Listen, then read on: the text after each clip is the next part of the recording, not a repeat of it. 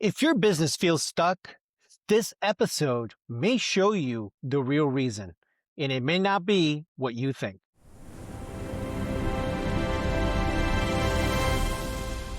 In today's episode, we're diving into the side of business most ignore, the part happening inside of you. My guest is a shaman healer who helps leaders clear their internal blocks that silently sabotage their decisions and confidence. Glovisor welcomes David Sampson. Hey, Joe. I'm David Sampson, and I'm a shamanic healer. And what that really means is we have this energy within us, and we are emitting that energy out into the world. And that energy is causing the world in which we live in. So if your world is chaotic, you're putting out chaos. If people are angry at you all the time, you're putting out anger. If there's so many different issues that people actually will emit out. And it's for us to take responsibility of what we're sending out to the world. And when we do that, our world dramatically shifts in a big way like that. All right. So, what originally led you towards becoming a healer? Well, I learned how to do readings. So to do readings for people. And I read my own Akashic records and I didn't actually quite believe it. So it said I was going to work with the shamans in the Andes. And I was at home driving an Uber, making no money, and really not seeing a way to get out of debt. So I wasn't going to be going to Peru for 6 months anytime soon. So I didn't believe it. And fast forward 2 years later, and I started reading books about shamans and watching shows on them and stuff like that. And there's one author which really resonated with me, and his name is Alberto Valloldi. He runs a school called the Four Winds Society, and I didn't know at the time that he ran a school, but I really loved the way he wrote. It was very simple, very easy to understand and comprehend. And so I was just like, I gotta see if this guy's got a school. And I did, and then next thing you know, I'm actually signed up with their school. And after I signed up, that's when I realized, like, wait a minute, he was trained by the shamans of the Andes. Therefore, I am also trained by the shamans of the Andes. And the shamanic tribe that I'm part of is actually the Q'ero tribe from Peru, which is the shamans of the Andes. Oh, so I have so many questions. But before that, what are Akashic records that you mentioned? Akashic Records is the book of life. So it's from the beginning of time to the end of time. And it's actually written for everybody. How, like, what is going to be progressing further into your life. The further out you go, the less detail you would actually get, but because you can always change what the future is going to be. That's why I don't like to do readings, because people get stuck on readings like, oh my goodness, should I have toast in the morning? Maybe I shouldn't put butter on it. But it just gives you kind of an idea of the path that you're going to be going on. The work I do removes the energy. So energy of, like, if you see the path that you're going on and you don't like it, you can shift that energy and you can shift it real quick. And that's why I decided to go with the shamanic healing, because I don't want to help people figure out what's going to happen in the next few days or few months. I'd rather see people shift who they are being, because that's where the world shifts. When we shift, the world shifts, and in powerful ways. So that's what I love to do, is help people shift their energy so the world shifts in a large way. Can you walk us through the training or initiation process that you had to go through to get to becoming a healer? Yeah, so there's 12 initiations that we actually ended up receiving. Actually, no, it was 11, because there was the right of the womb, and I don't have a womb. So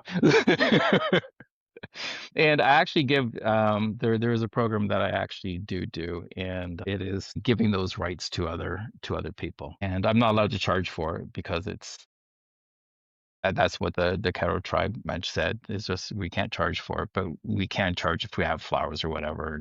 But I just am not going to do a charge. And Res gets us to know the healer within us, and it allows us to heal ourselves. So one of the rights is the healing hands. So you're actually able to. So I did this with a baby once. I actually put my one hand on the back. I put the one hand on the front. I ran energy through my hands, and the baby actually started to burp and belch, because she was just crying. There was this blockage of air in her, and she couldn't release it. So I just held her in that way, and next thing you know, blockage was completely gone, and she was like sleeping in a matter of a few minutes. Wow. But Wow. that's the power we all have. We all can run the energy through our hand, and a lot of us don't believe we can. But that is our God-given right. We are born with those rights. So are you saying that anyone can do this? Yes. So your journey of becoming a shaman, was there a big challenge that you had to overcome? So I didn't have any money. I was driving Uber, and the program was like 13 grand. I was USD, and I'm in Canada, so that's add another 40% onto it. And I was like, there's no way I can do that. So anyways, they had this other scholarship. They had a scholarship, and I signed up for that, and I got it. And I was like, wait a minute, I actually got a scholarship? I always thought that was only for smart people. And then what showed up next was, wow, that's where the spirit started to drag me through drugs. I was definitely had drug addiction, like meth addiction, cocaine, sex addiction. So you had all of those challenges Yeah, to overcome. yeah, yeah. Wow, And not only one thing, but many. Interesting. So that was before, then you became a shaman healer. that was actually the day I signed up to be the shamanic healer and paid the money was the day everything started showing up. So I was possessed since I was a baby. And it was those entities that were fighting for me to not be who I am meant to be. And that happens to all of us. There's these beings that are trying to hold us back into being who we're supposed to be. And that's what they do. They do a damn good job. But then you fight through it. You go through it. Yeah. But I thought it was a great time, and maybe it wasn't. Because when so the church I go to is Santo Daime, which is the church of ayahuasca, religion of ayahuasca, and my the individual who runs it, he goes, Dave, you got these demons, clear them. So I cleared the ones I knew I had, and then there was these other demons, and he says, no, no, no, these are from childhood, like you were basically born with these. So I was the demon, and the demon was me. So I couldn't tell the difference because it grew up with me. So I actually wanted to work with King Solomon because King Solomon actually removes demons, and he had this amazing magic as well, very similar to Jesus's magic. That's what I really wanted to learn was the magic. And I was just like, King Solomon, I want to work with you. And about 3 days later, in my car, I was driving around. I heard the voice of, yeah, I will work with you. I'm like, cool. And then so we set a date. Said Tuesday, 7 p.m. So I sitting at home, Tuesday, 7 p.m., waiting. Then all of a sudden I heard it was just like, you can't get rid of demons with demons. And then I just felt something being moved around and pulled around. And then all of a sudden my world went really quiet.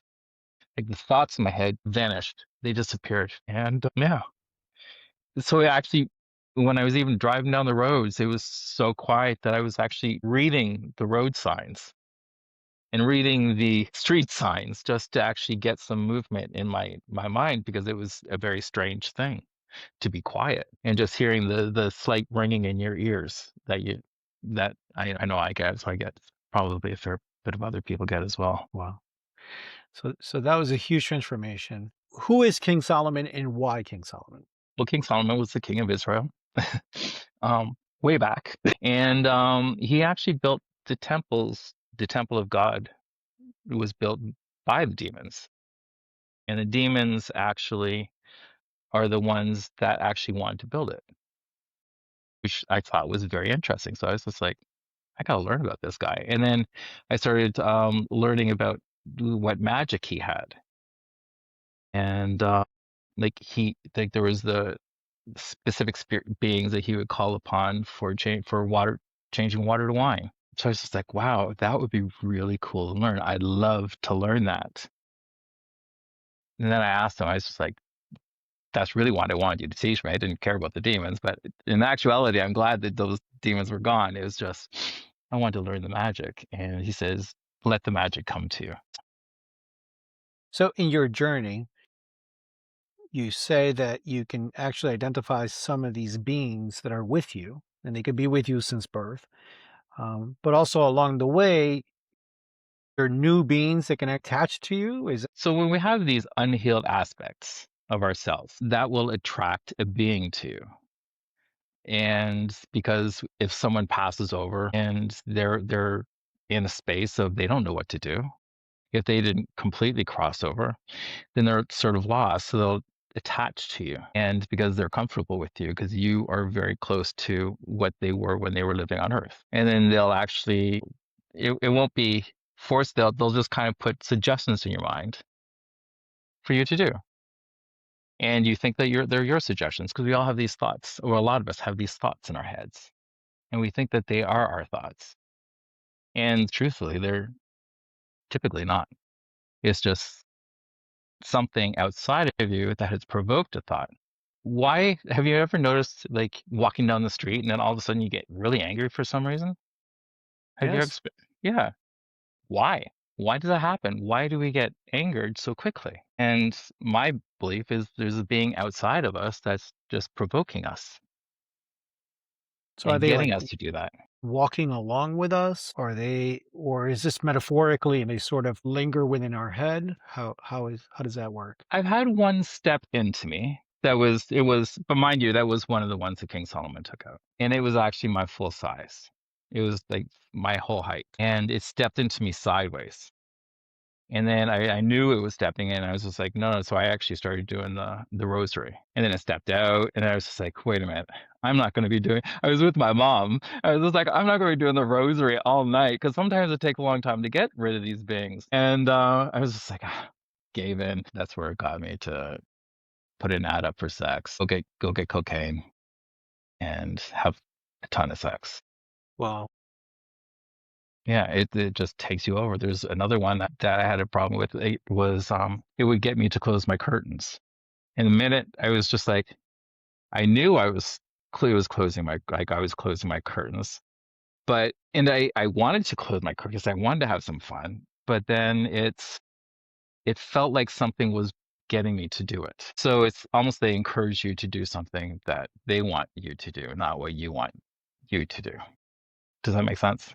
yes, it does. What's interesting about this is that it's so real. And I think that all of us have a story and have similar experiences in different ways, obviously. But I can see why this is so helpful for business owners who connect with you because you are real. It's not a theory. You've been through different challenges. You've actually grown from those, and now you can help others.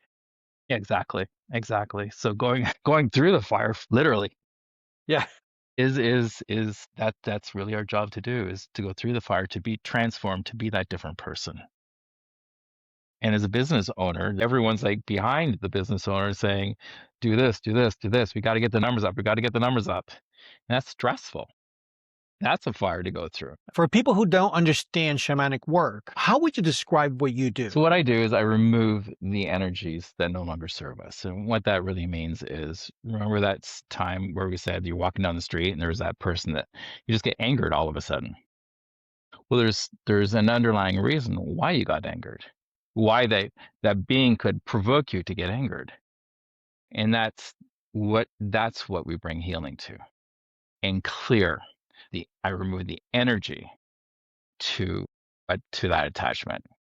So when you get provoked, then that energy won't happen again. That you will not be putting that energy of anger out again. At what point did you start noticing the connection between self-healing and business performance, where those two meet? When I was driving around Uber, I'd always do different experiments throughout the city.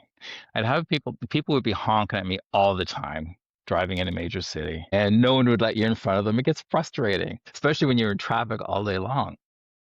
So I was just like, let's try this as an experiment. I'm going to channel God. So I imagine this beam of light coming into the top of my head. And then I imagine it filling up every cell of my body. And then I imagined that it was actually going outside of me into the city. And after about the third day of doing that, what showed up was people stopped honking. I didn't have anyone honking at me, maybe once or twice a day. That's it, maximum. And people were letting me in front of them. They're like, in front of me. I'm like, cool. And then actually I did the same for other people as well. So that's where I saw that we are emitting that energy out. So I was actually emitting chaos and anger to the world. So when I shifted that, the world showed me something very different. And that's the same with our businesses. If our businesses aren't growing the way we're expecting it to grow, let's look within us. What's the energy we're putting out? Putting people off of our product or our services. And let's bring healing to that. And when we bring healing to that, then the world has to shift. So if everyone's saying no to you, Absolutely. and when you clear that energy, then people will start saying yes. Or maybe you'll need to actually move things, change things in your business plan, but that'll become easy. And then people will say yes. So very interesting because I always talk about this when I coach a business. The first thing I want to know it's about the business owner and how they feel about the business because very often the business is a reflection of the business owner or the entrepreneur or the C-level management and what they're putting into the business and that's the reflection. So very often we have to start looking at the individual that's managing the business first and their mindset and the way they're looking at the business. But it's very interesting because you like, as you mentioned, sometimes we wonder why. Why doesn't it sell? Why doesn't my awesome product, my awesome service, best value? And then you look at your competitors who may not offer the best value or the best quality, but they're selling. And we're always looking out. And I think what I hear you saying is probably we should start Not looking in. probably. That's where we go. We go within. And the answer is not out here. The answer is within here. Because that could be because of you're afraid of something. Maybe it's the little voice in your head that's saying you're a loser, you're an idiot, you can't do anything right. And then you're trying to push this product out, and this voice is like, you can't do anything right. What's wrong with you? So that's the energy Absolutely. you're putting out. It could be the most amazing product in the world, but if you're putting out, don't listen to me, I'm a loser, I can't do anything right, they're going to feel it. You don't have to say those words. They're going to know it, and they're going to nicely say no, thank you. And they don't know what the why they're saying no to. But it's an energy, there's a feeling. Yeah, have you ever had that feeling that you see someone and there it's just like I got a weird feeling about this person. That's the feeling. They're putting something out and they don't know what it is. Fortunately, over the years, I've had the opportunity to work with different organizations and at different levels, and it happens at every single level. I don't think is solely mid management or lower management. I notice it at the C level, and I just spoke with a business owner earlier today, and they're telling me why is this happening this way to me? Maybe because, and I'm thinking they're looking for a reason, but they're not looking within, right? So they're not doing that. But when you start to work through it, I try to explain to them that it's not. Don't think that because you're mid level, that's why that's happening. And only if I became the CEO, this would all Mm-mm, change. No, because you may never become the CEO because of what you're feeling within. And even when you do get to the C level, let's just say you get to that goal that's what you've had in your life, you may get there and then realize you feel exactly the same. You may still feel hollow. You still may still feel that you're not connected with the company. Those feelings it'll may be still magnified exist. That's true. extra that moment in time. So sure, you got your goal, but hey, you don't have a life at all. And you're still dealing with the voices in your head that say you can't do anything right and blah blah blah. And you're right, it is holding you back.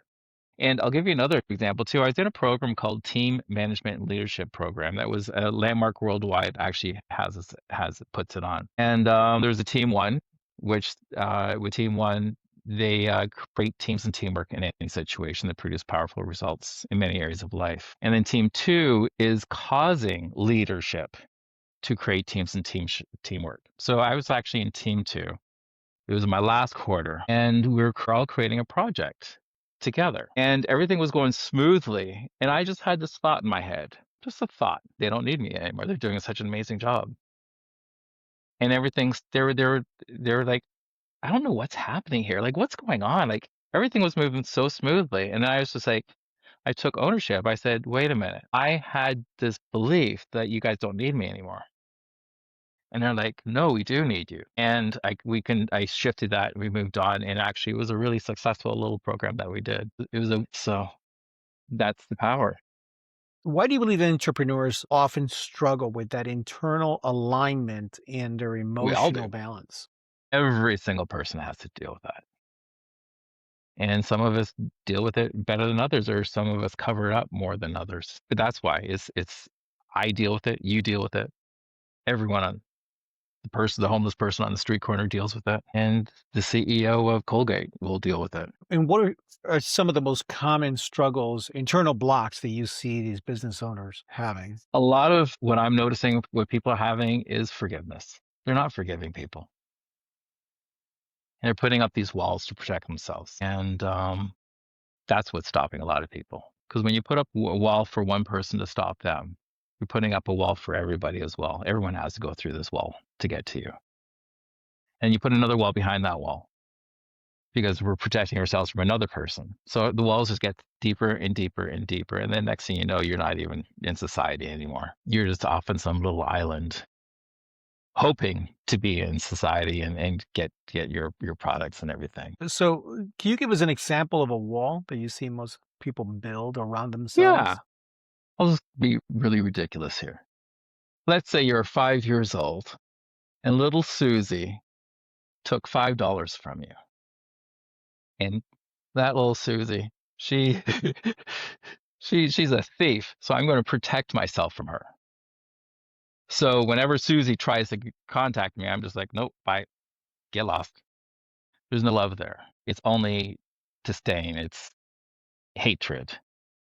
But that hatred, that disdain, as we grow older, it just gets stronger and stronger and stronger. It starts to become less about this $5 that Lucy stole from us. It becomes into this big giant that's actually really running our lives. Does that make sense? Sure. And then we start to carry that over to other people, our relationships with Absolutely. others. Absolutely. Because you're protecting yourself from being taken advantage of, but from being robbed from Lucy. So that means you're putting that wall up. Everyone else is trying to do that too until you bring forgiveness to what was the situation. Let's let Lucy go. She took $5. Maybe she needed it for lunch. Maybe her family had no money. Who knows? It's just stories that are created, that we created.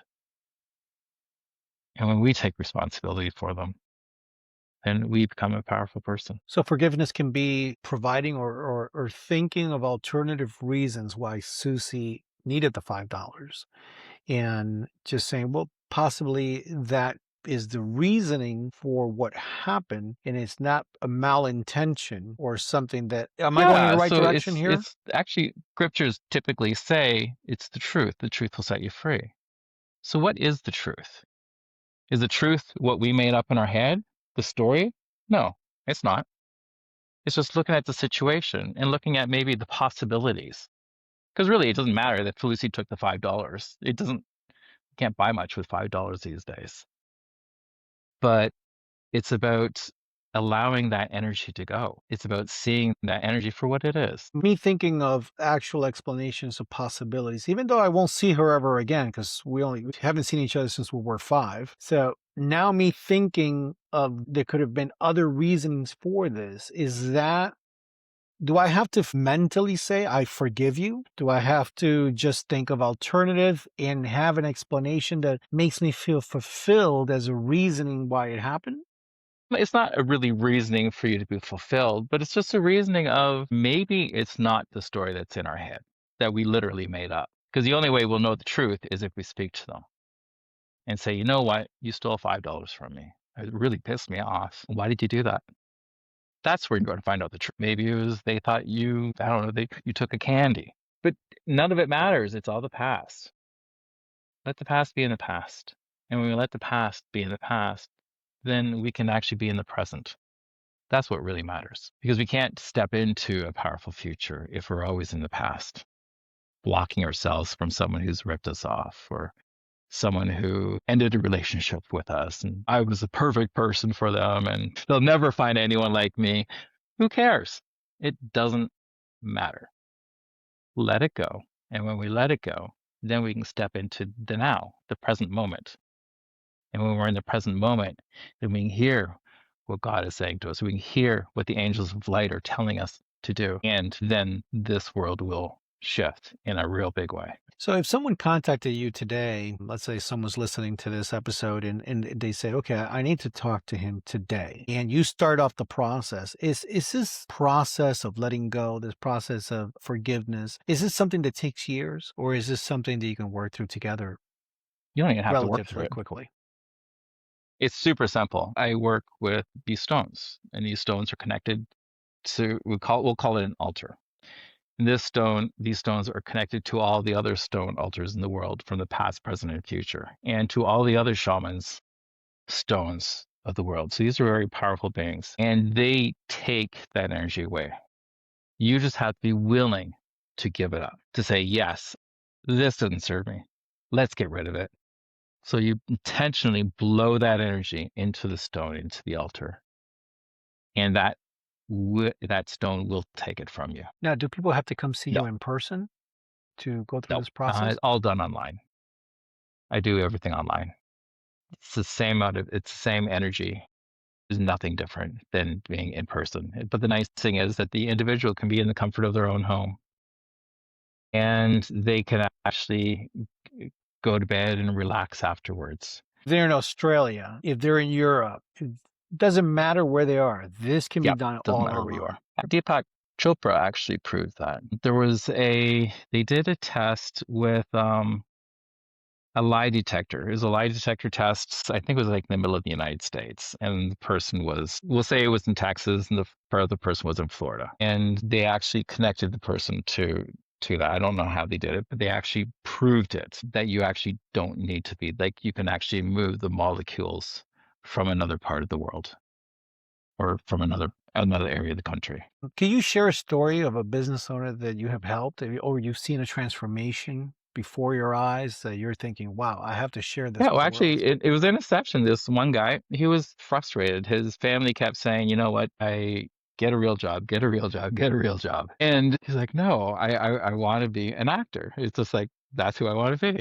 So we did a session, and we kept going down and down and down. And when we got down, it got really dark. So this was because in a session, what happens is I guide you through, like, I'll call it a meditation, but it's not really that. You'll start seeing images or thoughts that come to you. And he was in a space where it was very dark.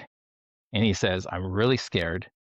Get me out of here now." So they said, well, whatever there's right now, blow those energies into the kuya, into the stone, so we can clear those energies, and then let's bring you back. And we brought him back. But then I went into the lower world, and in a past life, I believe he must have been like a miner or something like that. And just working, all of a sudden, everything went pitch black, and he ended up dying in that spot. So he created a contract in a past life of how he can't do anything right, and that has followed him into this life.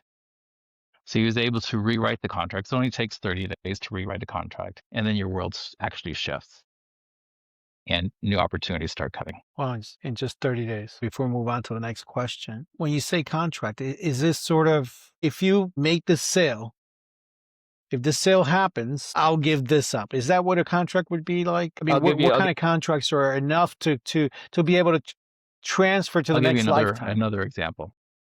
This was my mentor actually had a client. Her children were dying before she was in this lifetime.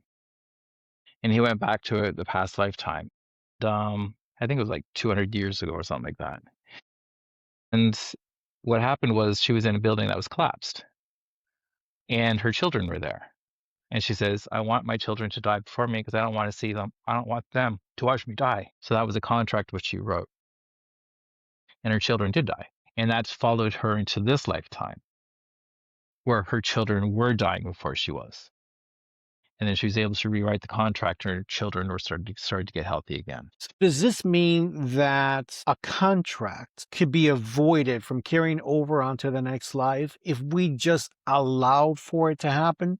For example, using your story that you just shared with us, the lady made a contract that her children to not see her pass away, hence why they started passing away first in the next lifetime. In a situation like that, would it be better not to say, please don't do this or let's do that? Instead, allow for it to happen, not to verbalize anything that would, in essence, be considered a contract that later will carry on to our next life? Yes, is the answer. And that's because whatever we speak, we're creating. Let's say you are let's say you need to actually pay your rent and you don't know how to pay your rent and you're like, oh my goodness, what if I do this and this and this? Will that pay my rent? And this, like we start creating these what ifs, so these what if scenarios, and it's just like, well, what if this happens? What if that happens? What if this happens? That's we're creating contracts, and those are stifling what is actually being created for us by God, actually. Because there is a being out there who actually has a life that's created for us, and it's for us to step into that. And it's us saying, well, I don't know how to do this. The what if we do this, and what all of that is actually taking away from who we truly are and who the life that is there before us. So if we actually just enjoy every moment and love every moment of life, no matter how miserable it may seem, and love it with sincerity. Clarity is one of the things that most business owners seem to have an issue with. They have the right ingredients for their business, they know exactly where they want to go, but they just don't know how to get there. What tools do you use to help business owners? Well, it's first of all to find that clarity. You got to find that clarity. You got to find out why you are here. Why did you decide to come back to Earth to actually do what you're doing? There's a reason. And it's about connecting to your higher self. And when we connect to our higher selves, then that's where all of our answers come. And our higher selves, I'm just going to call it, it's our God self. It's the being above us. And it is us. Because when we die, that being continues to live on. That's eternal life. David and Joe no longer stays around, but that being does. So it's about connecting to that being. And when we connect to that being, then we start getting our clarity. We get to see the reason why we are here on this earth. And when we connect into that, then it actually is quite magical. That's when God starts to actually work with us and magic starts to happen. Once that works and it really clicks, it's really amazing how that happens. It's what an amazing feeling that is. Yeah, and it doesn't mean that your life is all bed of roses or anything like that. There's going to be some thorns in that bed of roses. If everything was so easy and I started 20 businesses over the past 20 days and it was so simple and easy, that would be such a boring life, wouldn't it? Yes, it would be. Yeah. So we need some of this stuff to actually to give us that excitement. Sure. Well, you can't tell if something good unless you have contrast to that. Exactly. Exactly. We wouldn't know the difference between the dark and daylight if there was only daylight. That's right. We would only know daylight. So, So, business owners and C-level individuals are all struggling, trying to stay at the top of their game. And we do a lot of things to get to the top of the game and to stay on top of our game. But how would someone feel or know that they're in a place of alignment, or are they just in a survival mode? well, survival mode, you're just trying to make things happen, and you're panicky, and you're just like, what do I got to do next? What do I got to do next? And it's just really stressed out. Like, it's really stressful. But when you actually give in to spirit, give in to your higher self, then actually things start to flow for you. You start seeing the synchronicities in life. You start seeing things almost starting to happen for you. And then it's just for you to actually just go out a little bit. Like spirit will guide you and encourage you to do something. And it's about knowing that voice because there's two voices. There's one voice that says, you gotta do this, and you gotta do this now, or you're going to screw it all up. Oh my goodness, God's got to replan everything and you messed it all up. That is not God. That would be more the fallen angels. The angels of light will be encouragement. You'll want to actually sit down for 10 hours and read this one specific book and really try to understand it. You will be, the word I'm looking for is, I guess, enrolled. You're enrolled in this future and you'll do anything to make it happen. Not because you're forcing it to happen, because you really desire it to happen. And not from your ego, but from a place of curiosity and love. I like that word enrolled. I think it's true because enrolled is such an active way of engaging in life versus I just exist. I'm just here. I'm actually involved and in the process and enjoying the process of it. Yeah. So what would be one simple thing that you can share with business owners that you think that they can start off doing today? One thing they could do to start off in this journey would be just to look at, to observe. Observe what's happening and observe what you are doing and to see if there's anger. If there's anger, look at it, observe the anger. And then you have a choice and you can choose.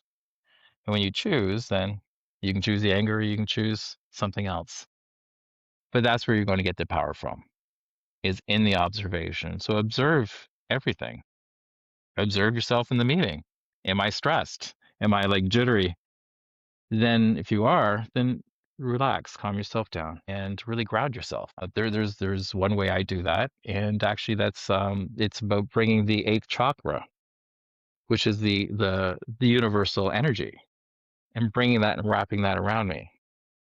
Now, if you're in the middle of a business meeting, it may look a little weird to do, but before a business meeting would be a great place just to maybe even just close your eyes and just connect with yourself and to notice yourself, not notice the thoughts of the future, but just notice the present self sitting there in a chair, just you and yourself, nothing else, no other thought, just be with that and allow yourself to go into that. And that way you can actually be grounded, you can be calm when you go into that meeting. Yeah, it's very interesting. Like you said, in a business setting, it's very difficult to do these kinds of things. But I had heard that Tony Robbins likes to jump on a trampoline before he gets out because he wants to get into that state of high energy before he presents. Yeah. So sometimes we might do that behind closed doors to jump a little bit, get that energy going. One thing that I did adopt that I think has helped me a lot over the years is that I stopped asking for me to be a great presenter or for me to be a great XYZ, whatever it is, but instead of help me or allow me to be able to help others in some way, shape, or form. That's awesome. So, and I felt better because now I'm thinking it's not about me, it's about what I can do for others. Yeah. And there's another thing I do too. This is for relationships, but you could use it for anything. It's if something is not for you, it's not for you.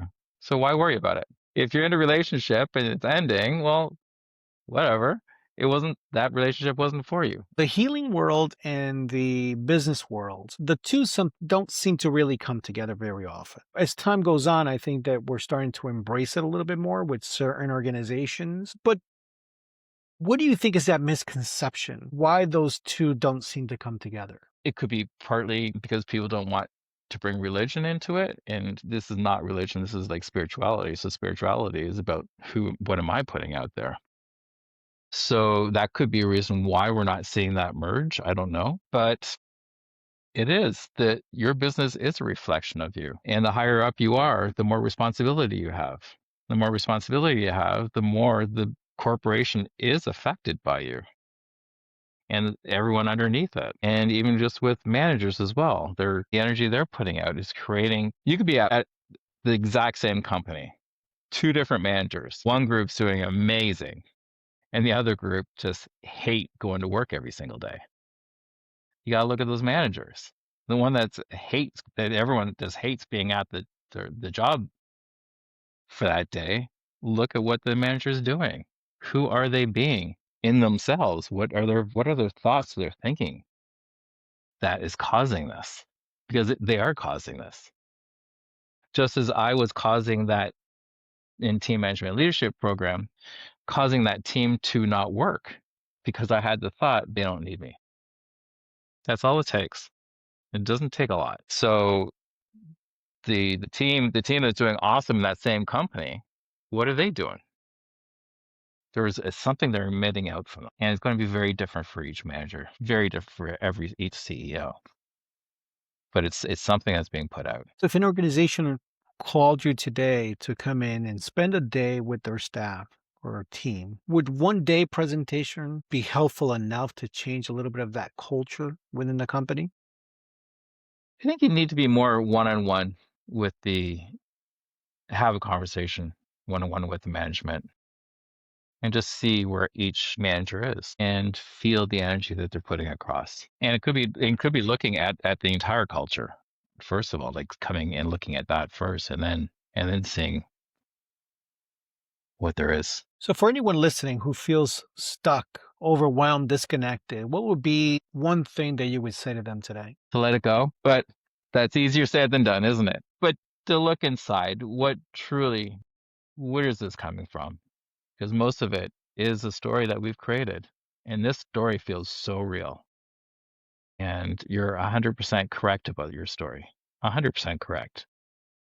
And when you let go of it, then you're actually creating a space where a new energy can come in. And that, if you're finding that you're stuck or life sucks or something like that, then you want that new energy to come in. So it's about letting it go, releasing it. And when we release it, then magic will show up. Well, David, thank you so much for sharing so much information with us. And even though you've shared quite a lot with us today, I still think that this is just the tip of the iceberg and that people need to explore a lot more about themselves and the way that they deal with others and how pretty much everything, including their businesses, is a reflection of of those internal feelings. So this has been extremely helpful. So thank you for being here today. Well, thank you, Joe. Absolutely. Well, we look forward to speaking with you soon. Appreciate it. And till the next one, visit David at letsbepowerful.com.